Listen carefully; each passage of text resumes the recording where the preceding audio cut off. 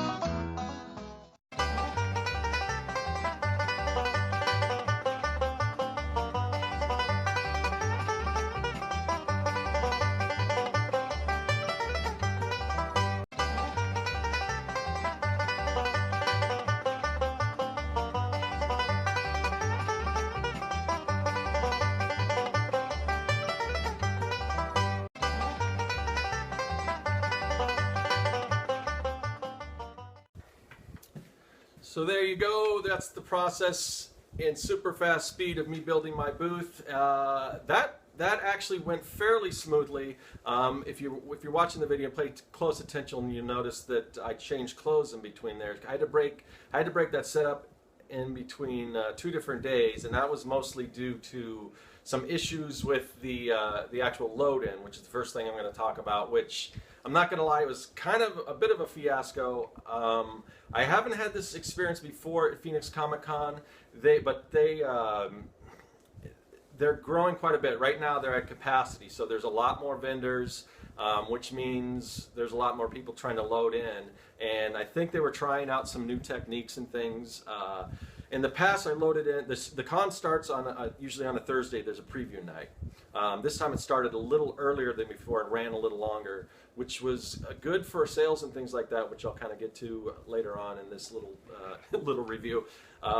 But usually I load in on Thursday, and it's fairly smooth. I mean, you have to wait a little bit, but it's not the nightmare that I experienced. And a lot of that, I think, is due to them trying out new things and trying to accommodate all, the extra people, the extra exhibitors, because they've expanded pretty much as big as they can expand.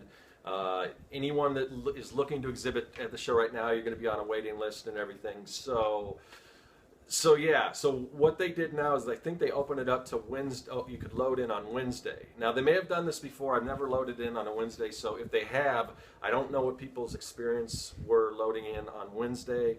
But I was figuring, well, if I do it early, I'll get it out of the way. There probably won't be that many people. Some people are probably going to, if they're coming from out of town, they're probably not going to come a day late.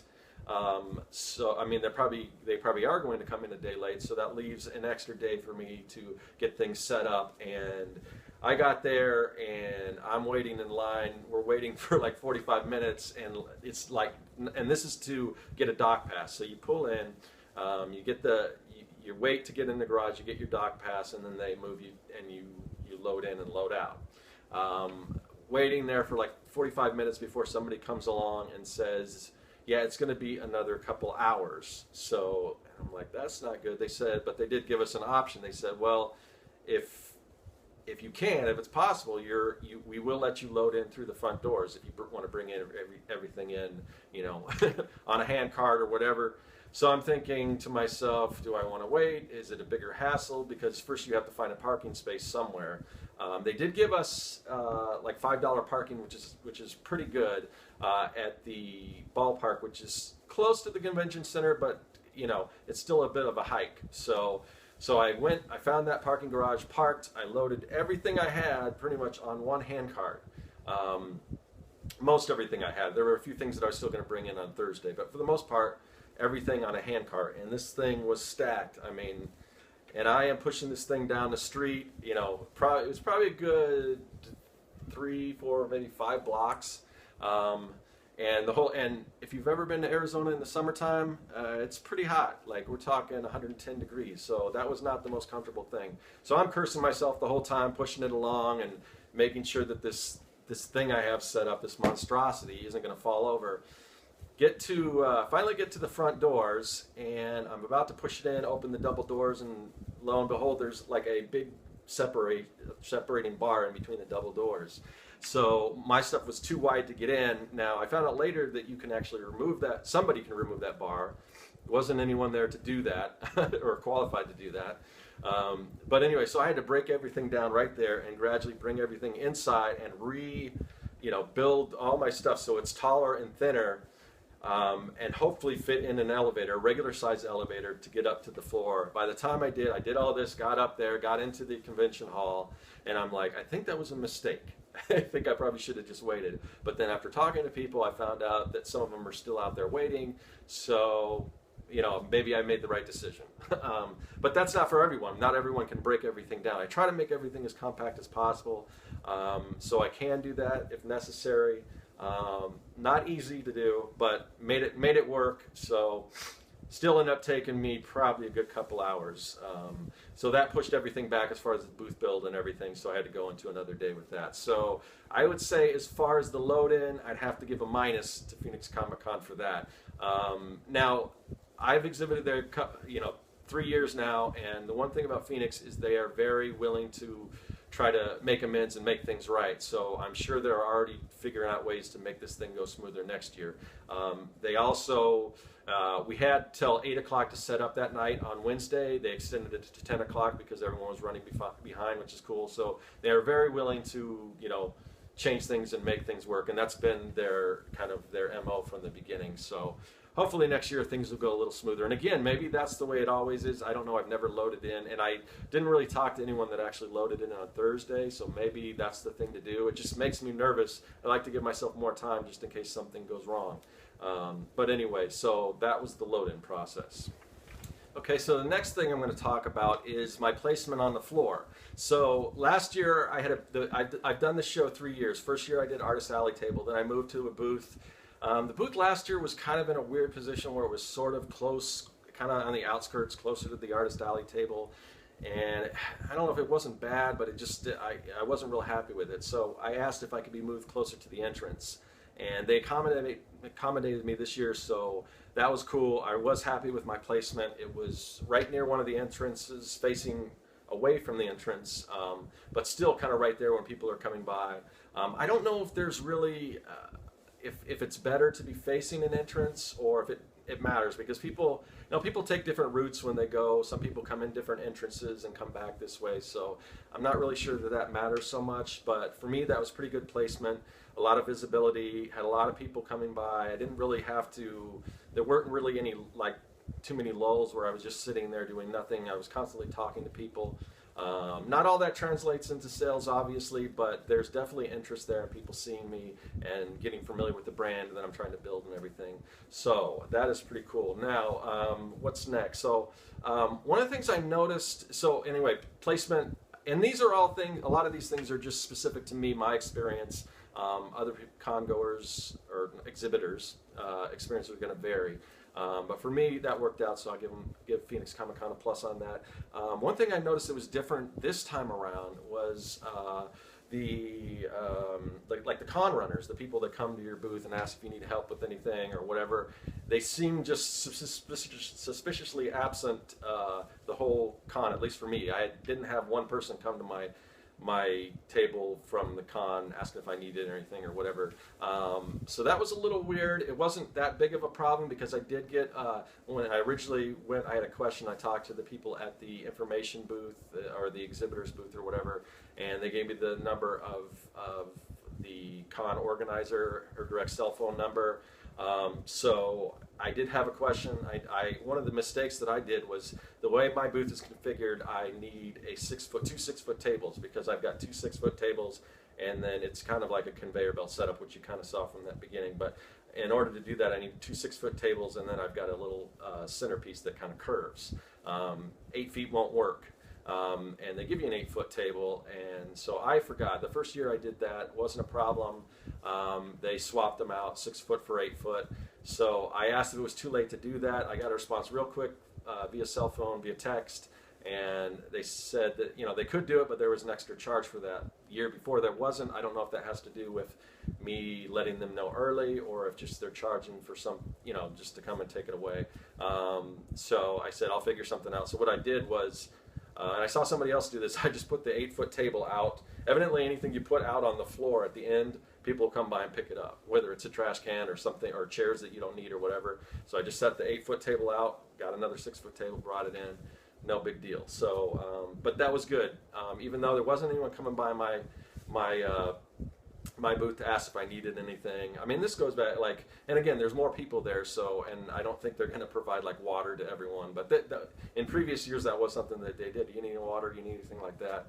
Very cool. That was gone, but there was a quick response if I did have a question or a concern or something like that via the cell phone. So anyway, the one great thing that was different this year than all other years, and we have some sports fans to thank for that, and I'll get to that in a minute. But the internet was great, Mike, and not just I didn't purchase access to the internet, but just the regular cell phone service. In past years, it was almost impossible. My cell phone would drain just because it'd be constantly looking for a signal, because you get so many people in there. Everyone's on their cell phone, and the network they had just was not up for that.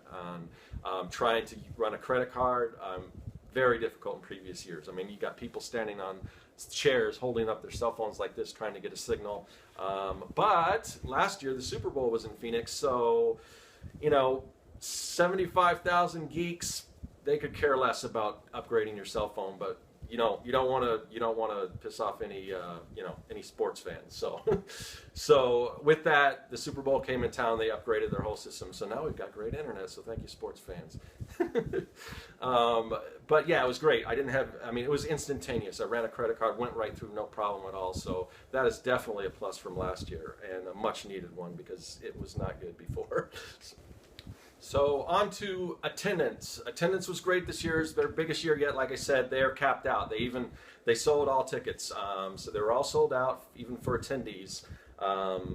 So I think that was the full pass. I don't know if they sold out of the like, say, Sunday passes and things like that. But I think we're talking somewhere in the neighborhood of like 80,000 attendees, which is awesome. A lot of people coming through.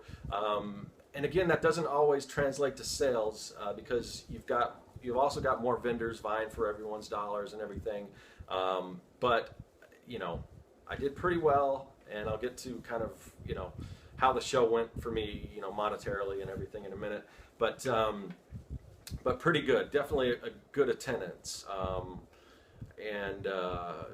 Yeah, so they've grown about as much as they can. They can't grow much bigger, so that's kind of where we're going to be at. So now it's just a matter of me retooling things and just to try to get, like I said, get as much of those exhibitor money coming in, wanting to spend money at my particular booth. So and dealing with the kind of artwork that I deal, because I don't deal in a lot of fan art. I'm trying to kind of build my own brand and everything. It's kind of an uphill climb. So, and I know that going in. I know because I don't have whatever the hottest thing is, whether it's Avengers, Guardians of the Galaxy, or whatever. It's not easily recognizable. So you have to do a lot of pitching and explain what things are, and some of that's difficult, and I'll talk about that too. But anyway, so I'm working on it, and that's part of the whole process. But let me kind of go day by day and tell you how it went for me. So Thursday, as I mentioned before, they extended the Thursday hours this year, and that was a good thing. Thursday started off really strong. I mean, usually I'll go in on a Thursday, and it's just a preview night. People come by, check everything out, and don't buy a whole lot. I usually don't sell a whole lot on Thursday. This Thursday went really well for me, so I was really happy with that. Friday was good too. Friday was better than Thursday. Sold more than Thursday. So I'm thinking, well, Thursday's good. Friday's even better. Saturday's got to be the one, and it was. So Saturday pretty much, doubled, even more than doubled what I took in on Thursday and Friday. And then Sunday was my worst day, which is unusual because Sundays, a lot of my stuff is very family friendly. So Sundays is usually good because that seems like the family day. People bring kids by, and that was kind of the case, but it's just a weird thing. Sometimes it's like the kids want something and the parents are like, nah, let's get you something with Iron Man on it or whatever. Or it's like, or the adults are like, oh, this is great. You want this, to their kids or whatever, and it's like, no, they don't want it. So, not all my stuff is just for kids. I mean, I really cater to more of a kind of a geeky science type crowd, as you can probably garner from lab coats and everything. So I get a lot of science teachers, a lot of people in technology businesses and stuff that want my style of prints and things to hang up at work or whatever. So that's kind of my biggest fan base. So I'm actually going to start looking into, in addition to Comicons, conventions that kind of have a bigger numbers as far as that kind of crowd. So that's something I'm going to be doing in the future, and when I do so, I will talk to you about it, even though it's not necessarily Comic-Con. Because one thing, no matter what you're selling, unless you're specifically selling fan art, which obviously that's the best place to do it, is at an anime con or a Comic-Con. But if you're sort of a niche, you want to try to maybe look out of that, or that's something I'm going to do, look outside of the box and see what other kind of shows can you exhibit at that might be your particular crowd. So anyway, what sold and what didn't. So the bow ties, which are the main thing that I was kind of pushing, I had those right up front. This is one in particular, so I've got the boxes and everything. Had them all displayed, a nice display. They sold really, really well, which was great. and it wasn't just one particular style. I had 3 different styles, and they all sold some better than others. But and it's the one thing that I can say about this con, and I guess you can say that for a lot of cons. It was just very unpredictable. The things that I thought would sell maybe didn't, or certain styles of things that I thought were going to sell didn't, but other ones did. So I don't know, what to take from that, because it's always different.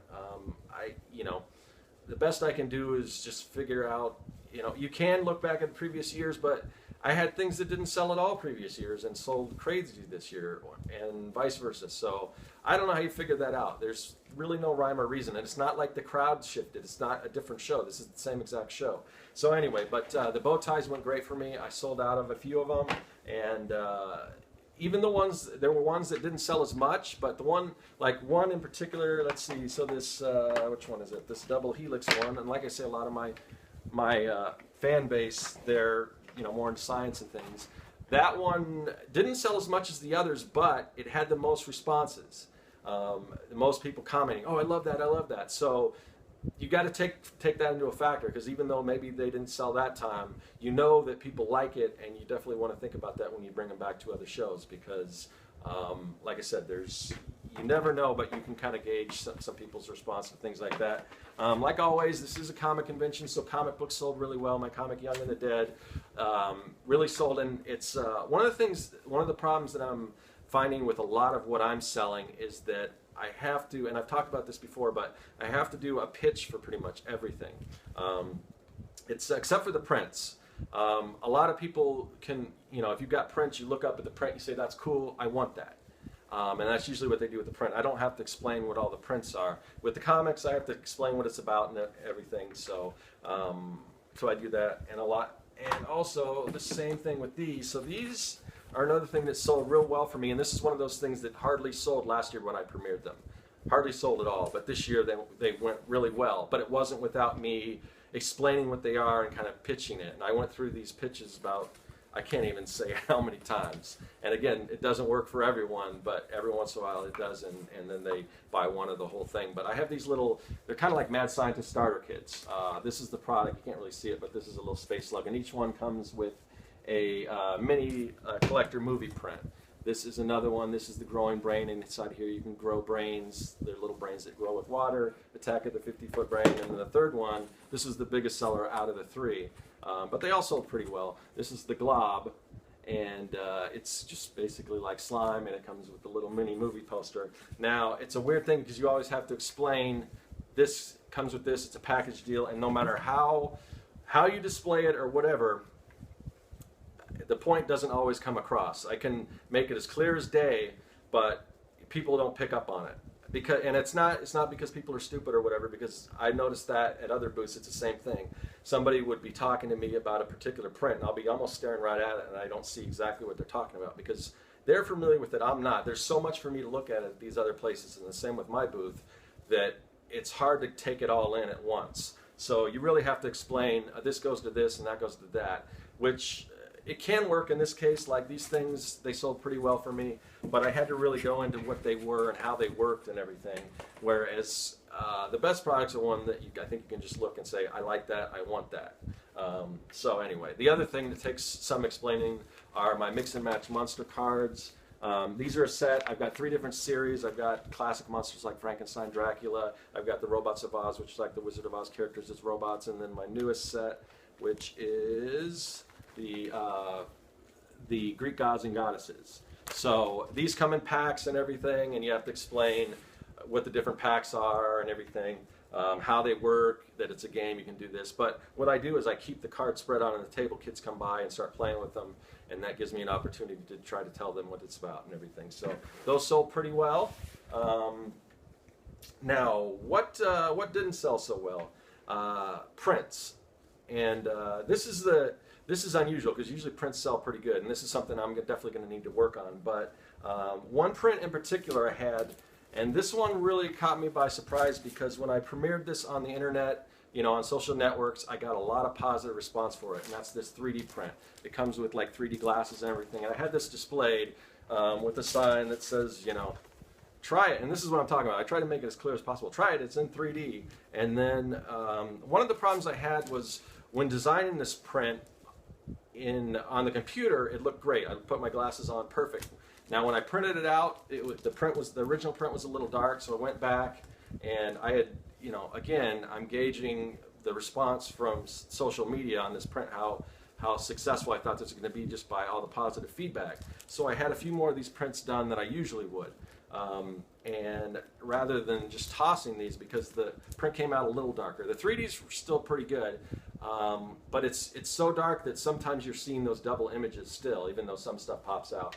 But then a lot of people said that it works for them, so I don't know. But what I did was I went and had less expensive, almost like color copy version, which I don't usually want to do, but I just thought I would throw them in as sort of a package deal.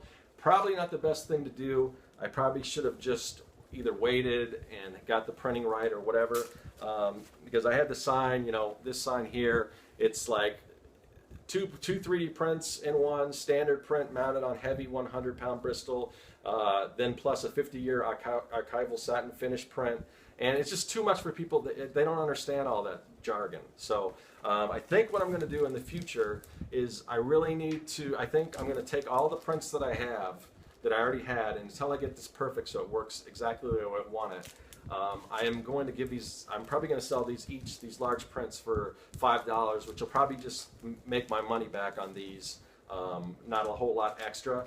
But the thing is, I'll add that to an existing print. So if you buy one print, you get this one for $5.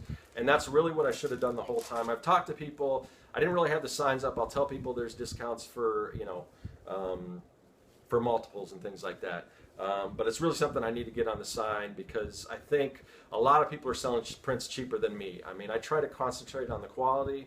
The problem is you can't so much when you're away from the prints like that. You really can't. You can't tell the quality, and even though I'm costing more for me to print my stuff than a lot of people that are just getting like color copies of these cheap prints, people are looking at the dollars. So, and I don't want to charge. You know, I'm selling my larger prints like this for $20. Again, they're quality prints, and I don't want to go lower than that. But what I can do is I can offer something else, or package deals if you buy more than one. So I really need to concentrate on that and do that to sell more prints, because the thing is, prints, I really need prints to sell, because even though I can make as much off of a bow tie as a print, the problem is the bow ties are pretty labor intensive. The material probably costs as much for me to make as the print, but it takes a long time to do the sewing and everything like that, whereas the print, once I've designed it, which takes time, so you factor that into it too, but once I've designed it, you take it to the printer and they print it off. So I really need prints to sell more than some of the other things that take more time to do. Although I do want to offer all kinds of products and I want everything to sell equally, but I really need to focus more on the prints. And it's not necessarily because, you know, people don't like the prints or whatever. It's just, I think it's partially a price issue, partially that people want to see that they're getting extra, because people are giving like crazy deals on prints. And it doesn't matter, you know, again, I don't want to sell a lower quality product, but other people are, and the buyers aren't really noticing the difference in the quality until maybe they get it home, you know. So that's something I'm going to do, is offer extra things when you buy, say, a $20 print. So the first day, on Thursday, I sold a lot of prints. Then after that was like just prints started selling. I have no idea why that is, but you know, again, it's really weird and really unpredictable. So the other thing that didn't sell a whole lot were my original sketches. Usually, you know, people flip through those, and a lot of people were flipping through them and, you know, chuckling or liking them and everything. But didn't sell a whole lot. I sold just a few. The good thing was some of the ones that I sold were my original designs, because I have a lot of fan art and stuff in the original prints. Because I used to do like a month where I would just do, say, Star Wars or Harry Potter or, you know, Lost or something. This was way back when Lost was popular. So I've got all this surplus of stuff, and I don't mind if it sells. But there's certain ones that I kind of like, the original ones. And I sold one that I didn't really want to part with, but you could tell that the buyer really loved it, and I was super happy about that, because she did pick something out of my own imagination as opposed to something from Star Wars or something like that. The other thing that didn't sell as much as other years were just the postcards, which are a cheaper item, you know, $5 postcard, you know, double-sided, little mini print. usually I sell a lot of those. Didn't sell as many this year, so I don't know what that means. I'm wondering if it has to do, I think maybe because I have 6 different postcards, but I think if I just have more and more to choose from, for some reason I think that would, I think more, it just helps sell, the more you have, I think it helps sell all the other ones. Can people pick through, oh, I like that one, and then they just add them up and everything like that. So, so those didn't sell that great this year. Oh, one thing I forgot that did sell very well were buttons. Buttons always sell pretty well. The good thing was I designed a whole bunch of new buttons, and they all sold pretty much evenly. There weren't any that just weren't popular at all. So I tried to come up with some funny designs and things like that would resonate with people, and that actually worked. So I sold a lot of buttons. Back to the things that didn't sell so great. So I started doing the mat bags, and I was selling these for $40, and which I've purchased these similar mat bags from other companies for about that price. Now, there are people that are selling them for a little less, and I was kind of asking them, how do you sell those for so cheap? And they gave me some advice on some other places to go to get those. So I'm going to look into that. But anyway, these are, they're quality bags and everything like that, and I did sell a few.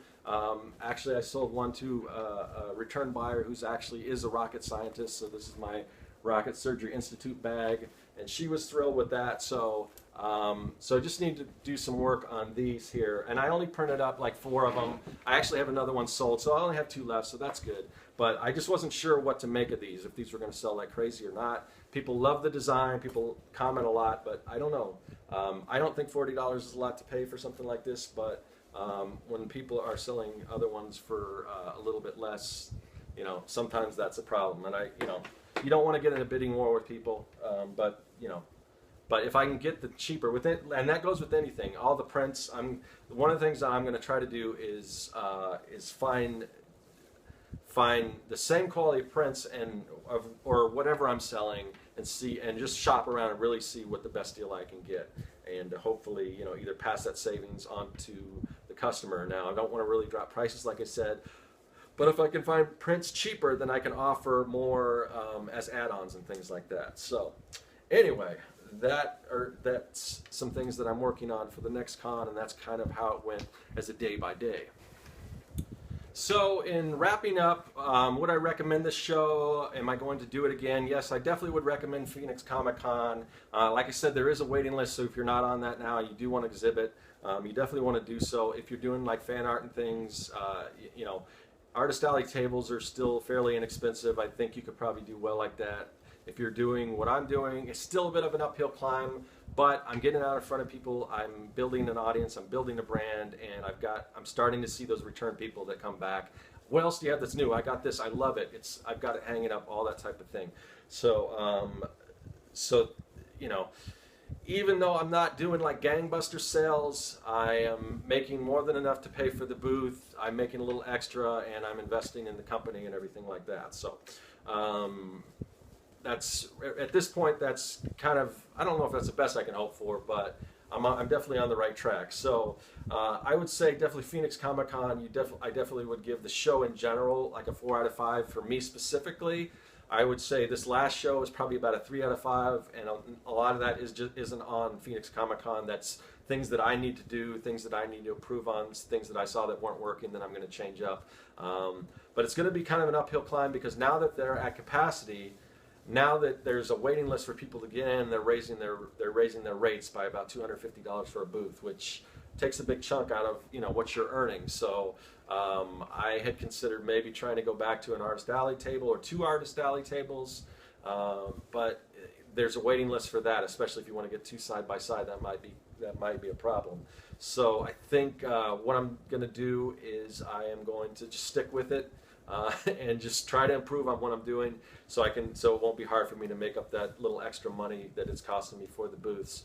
And Phoenix hasn't really raised their rates in a while, so I guess it's about time. But it's hard if they gradually raised it incrementally along the way, it wouldn't be so hard, I guess. But when they don't raise their rates, and then all of a sudden, boom, they hit you with another $250 or whatever, it's kind of it's a little nervous. It makes you a little nervous. So and you know, and that also goes for the tables. The tables are more and everything too. So, but they can do that. You know, now there's a waiting list, so they can definitely do that. So I'm going to stick with my play. I really don't want to lose my placement because I like it, and again, I'm starting to build something here, so I'm going to stick with it. And what I might even do is I might even reserve 2 Artist Alley tables for the following year, just in case, you know, if things aren't picking up that much. I might, because I'm going to start doing other conventions, and I'm going to start off doing Artist Alley tables, because usually I've been doing mostly like local shows. I haven't done any traveling shows, so when I start doing those, that's going to open up a whole nother world of things that I can relate back to you guys and everything, because I know a lot of you are probably more experienced with me than that, but I do a lot of local shows, not too many traveling shows. But I'm going to start off doing Artist Alley tables, because the first show I did at Phoenix started with an Artist Alley table, and I probably made more that year, and that isn't factoring in the cost of the tables or anything, but than the 2 previous years. This year I made more than last year, but that first year I did that I was in Artist Alley, earned a lot more. Again, take the tables out of the equation, but earned a lot more that way. And that could have just been because I don't know. You know, I don't know where that comes from. I don't know if Artist Alley is better. I have a theory that because I am selling my own stuff, I am, you know, technically the artist, and when I'm out there on the, you know, exhibitor floor with like vendors and things like that, people selling comic books and people selling toys and replicas and things that they're usually purchasing and maybe not making, not everyone knows that I'm the artist, and that's kind of a good selling point, because people want to know, oh, you're the artist, and you have to explain that. So there's a chance that maybe just being the Artist Alley, people, you know, people understand that. And so, you know, maybe that works better for me. So I'm going to do some other shows, start small, see what kind of numbers I can pull in doing that. And I think that can offset some of these larger booth costs until I really start building a following everywhere. Because once I have that returning, you know, returning fan base coming back to see me, to buy my stuff, I think it's not going to really be an issue to get some of these bigger booths and even grow bigger than I am now. So anyway, that is pretty much all I have to say about Phoenix Comic-Con. I hope this is helpful. This one probably went a little bit long. I tried to keep this a little shorter, but you know, I didn't even begin to cover all this stuff here. So if you have any other questions about Phoenix Comic-Con or Comic-Cons in general, you want to leave me a comment in the comments sections, please do so. If you like these videos, please give me a thumbs up. Please subscribe if you want to see more of these videos. But that's about it. So until the next video I don't know exactly what that's going to be, but I don't have any other conventions coming up, so I'll come up with some kind of topic. And until then, thanks for watching. That is all.